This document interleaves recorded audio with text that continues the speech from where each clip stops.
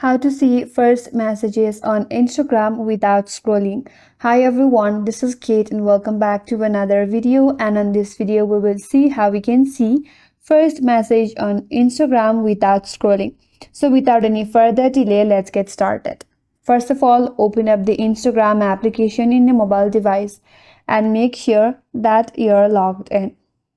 So once you're on your home page, now you can go to your direct messages. For that, tap on the message icon at the top right. Now you have to select the conversation you want to view. After that, you can use the Instagram search filter in order to get to your first message. So for that, tap on your profile name at the top.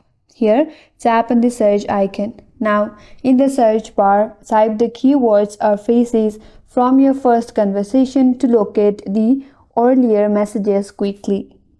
Now, look at the date and then you can choose the oldest message, which will be your first message.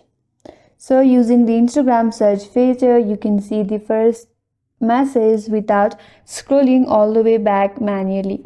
And that's all for today's video. Hope this video was helpful, and if you are new to our channel, consider subscribing.